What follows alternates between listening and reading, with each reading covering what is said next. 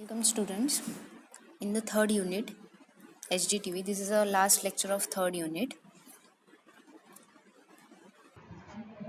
In last lecture, we have seen the CCTV, CATV, and DTH also.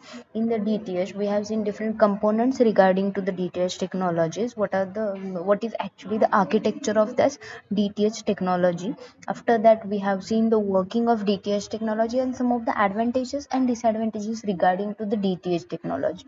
Today, we will see the next point, that is set-top box with the recording facility. You all are familiar with the term set-top box. What is actually set-top box? We have seen in previous one of our previous lecture what is set-top box, why this set-top box is used nowadays. It is being used in a very big manner. Why it is used nowadays? That everything we have seen. We are going to see what is the set-top box with recording facility, means how the set-top box is providing a recording facility for the purpose of recording different programs that you cannot watch at that particular time, but you want to watch at some later time. Okay, now let us see in detail about a set-top box with the recording facility. Here, now record all your favorite shows and programs with program recording service, be it an entire football match or the latest episode of your favorite English sitcom. Simply activate your TV set-top box recording feature and record anything and everything you want. Whichever show, it can be live show, it can be the show, the pre-recorded show that is being telecasted, anything you want to watch at another time, you can record at the time when it is being broadcasted, and if it is recorded once, you can watch it at unlimited time, at how many times you want to watch, and it does not matter when you want to watch and what, any time you can watch the particular program. Standby recording. Let us see what is the standby recording. Easily record an ongoing program even when your television set is switched off. That is how a standby recording is performing. If your television set top box or your television set that is switched off, even though if you want to record any show and you are not at your home, you can give that command to your set top box, so that at that particular time set top box will record that particular program and you can watch it when you're at your home. This is a standby recording system. And the next is event based recording. In the event based recording, simply program your set top box to record the latest episode of your favorite show when it gets aired on television and watch it later. Event based recording, it means that whenever the particular program that is being aired or that is being telecasted over the television, you can give command to your set top box to record that when it is being telecasted, and you can watch it later at any another time.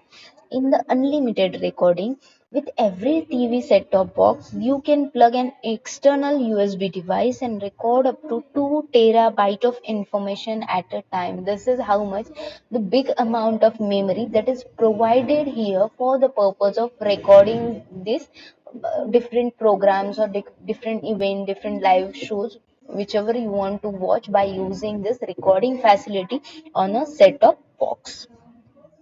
Okay, getting actually meaning of the recording facility of a set-top box. Now let's move towards the next point. The next point is, this is a conditional access system. Let us see what is a conditional access system. A conditional access system, or a CS system, that uses the scrambling and encryption techniques to prevent the reception that is not authorized. Okay, scrambling is a process of making the data, photos, as well as music incomprehensible. Encryption, on the other hand, is a process of protecting the data that is sent over a network using different keys. The encrypted data is transferred over a scrambled signal. It means that this conditional access system is used for preventing the reception of authorized signals. That authorized signals are mean to be broadcaster or mean to be sent over the authorized what we can authorize channels only, to prevent that data to be stolen by another channel. We are using this conditional access system. Here we are using scrambling process as well as encryption technique for the purpose of preventing that data. So, scrambling is simply a process making data and different photos incomprehensible, and in encryption, we are doing the process of protecting the data that is sent over the network by using the different keys. Whatever the data that is encrypted, that is transferred over a scramble signal here.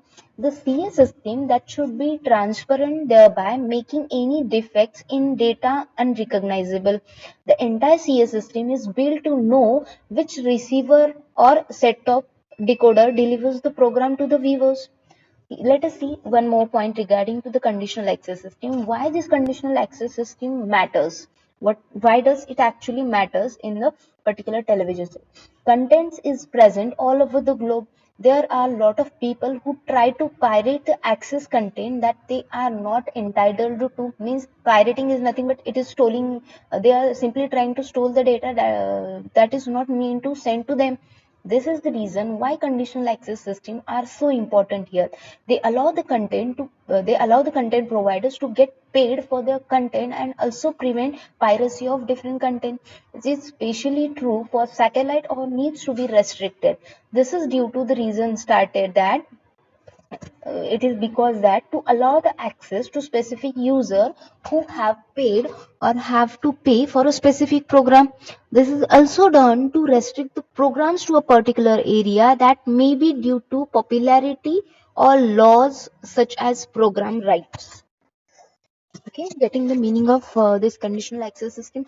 Why conditional access system is more important nowadays? Because number of people are trying to store the data, they are trying to pirate the data or the shows they are being telecasted. That's why to prevent that piracy of the data, here we are using the conditional access system, where scrambling and encryption we are using for the purpose of preventing the data. Sorry. Let us see in digital television system what happens here. In order to get paid for the efforts and protects their content and rights, the TV channel provide use the CA system. It gives access to the people who are subscribers and does not give channel access to the non-subscriber. This is done by encryption of the network, that is encrypted only if a person meets certain condition. The CA system that providers supply the equipment along with the software to the TV providers who integrate it into their broadcasting system. The CA system that consists this particular CA system that consists of subscriber management system. What is subscriber management system here? This is system is used for sending and receiving all the bill payments to and from the subscribers of the CA system. This contains the information of the user, their names, numbers, and addresses. It handles the billing system, any changes in subscription, inability to view the channels, all the things, all the data regarding to the users or the subscriber that is stored in the subscriber management system. The second thing here is subscribers authorization system. This system is required so that the users using the conditional access system can be verified and identified. This is so done that it can be shared among various service providers. It also encrypts all the data that prevents all the sensitive users from security attacks. This is how subscriber authorization system subscriber authorization system consists of. Next thing is security module. The conditional access system that contains a security model. This is so because it protects the user data such as name, phone number, and addresses. This is also required to prevent the content from being copied and printed. Unauthorized access is also prevented using this particular system. Okay, next thing they provide is set-top box. This set-top box is a device that enables access to the decrypted content from the television broadcasters. This is also the device that allows the television connection with the internet. The next thing that is in the conditional access system, that is software. The conditional access system that allows the providers to give limited or restricted access to the software. The software here refers to email, application, documents, and information. It is deployed as a software as a service model. The entities using CA system have more control over the access the data, what information is restricted and how it is retrieved. All this data is stored in that particular software. There can be restrictions such as which browser are allowed to access the data, etc. All these things are stored in that software access system. Current providers of access system, they include Microsoft, including Office 365, that is cloud based productivity application and services, and Microsoft Intune also. They also provide the Azure Active Directory. That Azure Active Directory is a cloud-based service that allows the business entities in their business-related work. And the third thing they provide is Workspace 365. It is a collaboration tool that can be used to collaborate with other products such as MS PowerPoint, MS Word, MS Excel, etc., etc., etc. Okay, getting what is actually the conditional access system and everything regarding the conditional access system. Now, let's discuss the functionality of conditional access system. The first thing here we can consider is the ease of use for the users. The viewers that must be able to use this system very easily, then and then only it will be successful. A particular thing will be successful when users are able to use it in a very good manner or very easy manner. The user must be able to change the channels easily without the need for authentication, such as ID number, and every swapping means after each and every changing in the channel, they do not need to give the ID number and different authentications regarding to that. The picture or video that is available at the change of channel must appear after very little to no delays. Okay, when we are changing the channel, whatever the picture and videos present on the changed channel, that should be displayed within the fractions of seconds of time, or there should not be any delay. A person must at any time have complete access to all the program that he or she has subscribed. Okay, this is how this conditional access system will be successful when it will provide all these things. The next functionality of the conditional access system is ease of payment for the subscribed users. The ease of payment that must be ensured for the CS system. This is done to make it seamless and convenient for the users to pay for the services. The payment mode that must try to be such that it includes all the sorts of popular transactions, including cash, debit cards, then online payments, and all these things. They should provide all these facilities to the subscribers for the purpose of paying on the subscription. The users may want to get a single receipt for all the services provided for period of time. Such basic needs must also be met here for the purpose of getting this conditional access system feasible. Next thing we can consider here is the security. The CS system that must be enough and must be providing a security infrastructure for the purpose of this users of CS system. This is done so that the unauthorized viewers are not able to access the unsubscribed channels. Anti-piracy measures and evasion duration measures must be provided by the CS system. Okay, the next thing we can consider is open market of digital receivers. Here, the audience must be able to make the choices among the several set-top boxes according to its will and affordability. This is how, when all these conditions will be met by a particular CS system, then and then only that CS system will be feasible, or we can call it as the CS system is a successful CS system that is good for the users. Some of the other things or other functionalities we can consider here in case of CS system, that is enabling and disabling cards, enabling and disabling program services, sending messages to decoders, showing customer ID cards, altering, switching, and drop dead dates also. This is how all these things, basic needs and functionality of the CS system are well noted here. The CS system are very important for the proper payouts of the television providers. This ensures that the anti-piracy and authorization of the data and audience respectively. This system need to be more refined for better performance. Now let's discuss some of the standards of the conditional access system. Here, analog content deteriorates with the subsequent transmission, but the digital content here is as good as the original even after traveling via the various subsources. This raises a concern for the content creators who wish to be paid fairly for their efforts and who do not want the piracy. This is the reason why several standards they are followed, such as DigiCipher 2, that is DC2, from the general instruments. One of the most popular standard is that digital video broadcasting. We can call it as a DVB standard. Okay, it is a open international standard that is shared by a broadcast related entities.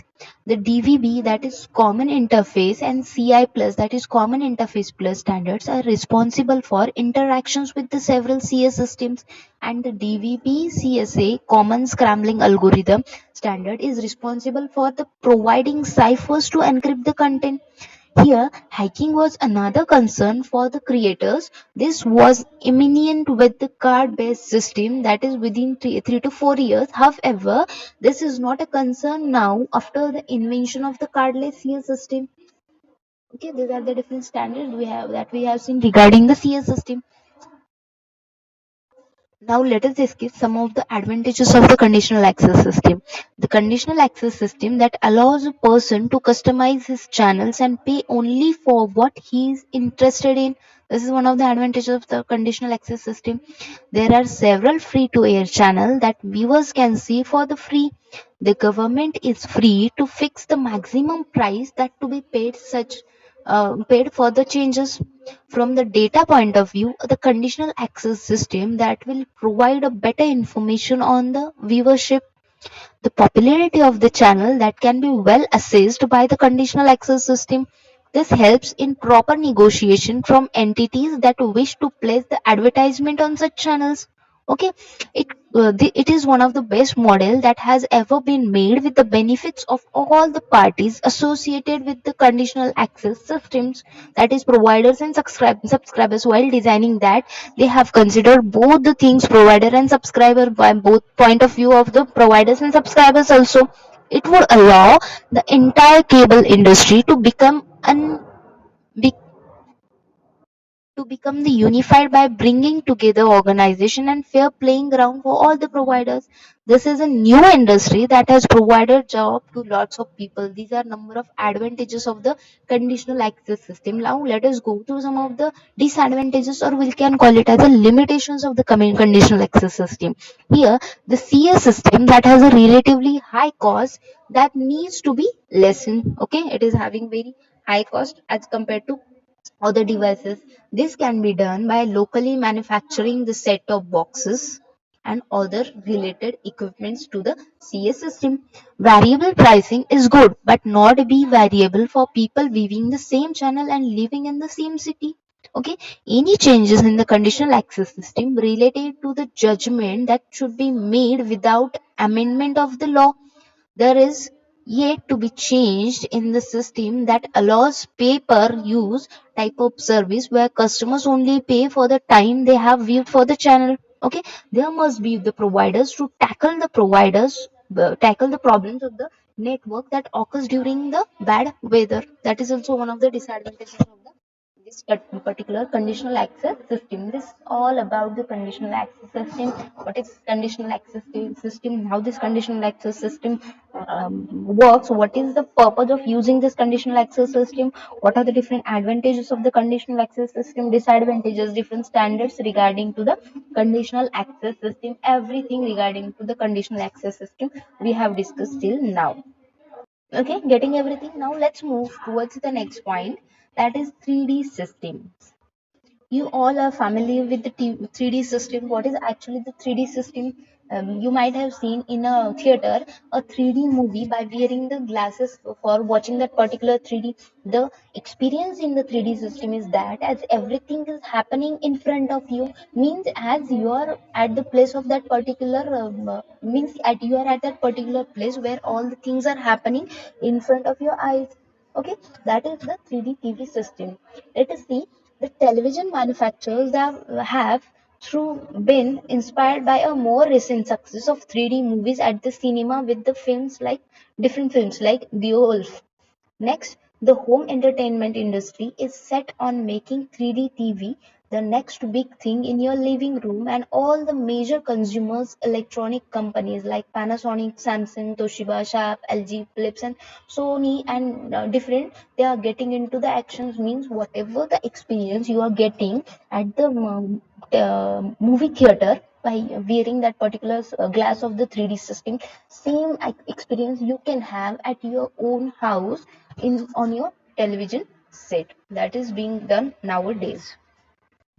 Okay, here we can see that a technical reason for the delays in the 3D system, that was a low response. The time that it takes a pixel to change from black to white and again white to black, that is the delay in that particular 3D TV system. Or a refresh rate of televisions. Up until now, relatively recently, the television screens achieve this at anything from 50 to 100 hertz a second. The plasma televisions typically boast a much faster response rate than LCD and LED TVs. The faster the response time, the less light is lost between the different changes in the frame, hence reducing the crosstalk, image blurring, and ghosting. Such are the advances, the different advantages in the area of Panasonic have been launched in the range of 600 hertz television. Here, finally, there is a matter of content. 3D Blu-ray players have been developed alongside the 3D TVs, and 3D Blu-ray movies are on the way thanks to the Hollywood. Also importantly, the satellite broadcaster, that is Sky, have launched a 3D subscription channel also. Means it is being used by the subscribers, or it is being used by the people nowadays at the television set of your house also. Now let us discuss why or what do I need to watch on the 3D TVs. A 3D ready TV, that is 40-inch plus and 1080 pixels. You know this makes a sense already. You have to use the 3D glasses, a subscription to Sky 3D TV services, or a 3D Blu-ray players, and a few 3D Blu-ray movies are needed for the purpose of watching this 3D television. This is all that is needed for the purpose of watching a 3D movie. 3D glasses, subscription of the TV, different Blu-ray movies, subscription of the channel of that Blu-ray services. Now let us see the principles of the, what is actually the principle of the 3D TV and how does that principle works. As both eyes, that is right eye and left eye, they are in different location, we perceive the depth of that particular image, and each eye captures an ever so lightly different things. Means each eye captures different things at different slightly different things, and not exactly different things.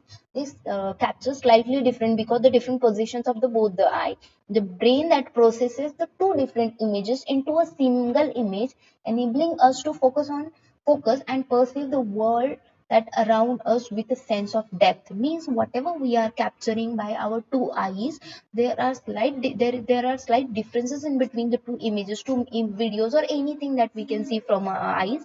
Whatever the two images that are being stored at the memory, the brain functions on that, works on that, and provide us a one single image for that particular thing. The central principle behind the 3D TV, that is exactly the same here, just as we have seen in the image. Two different images, they are displayed and then shown to the left eye and right eye. The footage shown to the eyes is recorded from the two slightly different perspectives, either from two different cameras, or a camera with the different two lenses. This is the principle we are using. What was the principle? Two different images that are displayed and then shown to the left eye and right eye. Okay, their images are displayed and shown to the different eyes. The footage that is shown to the eyes, that is recorded from the two slightly different perspectives. Okay, that is actually recorded by the two different perspectives or by two different lenses of one camera. Then and then only we are getting these two different images on the 3D movie. The footage that is then interlaced into one image and broadcast to the 3D ready TVs, which are then able to polarize or different separate that particular original 3D broadcast the 3D broadcast, that is back into the separate images. They appear on the screen as blurred images, but when viewed through the 3D glasses, the separate images are directed to either the right eye or the left eye, creating the impression of the depth. As you can see on the screen, you can see in the image that is on the screen, sorry. in the first image you can see the two lenses of a camera are being used. One lens is capturing the right leg of the man, and one is capturing the football of the man. By that, by making both the images at the second, we have seen whatever the image that was combined here, and it was shown to the our eyes, so that we can see that in two different manners. Okay, getting the principle of this particular 3D TV system, how the particular 3D system is working. uh, we are using two lenses of a camera, or we are capturing the two that particular image by two different perspectives, and that is being shown on the eyes of the on the that is being shown or being telecasted in front of our eyes. And when we are using the 3D glass, we can see that particularly as a 3D image. Now let us discuss that is there any industry standard for 3D television system or not. It feels like we have been there before. Currently, there is no industry-wide standard for 3D TV system, and such there may be some compatibility issue between different hardwares. Therefore, how future-proof and early purchase maybe might also surface with the time. That's not to say you shouldn't get stuck in. There is, though, thankfully defined standards of 3D Blu-ray, that is high definition and Blu-ray read through, manages to sort different things out fairly quickly and influence of the broadcasting of the 3D. Now let us see the different 3D TV standards. Okay, let us see the different standards of the 3D television system. There are several different formats that are being employed to produce the 3D television.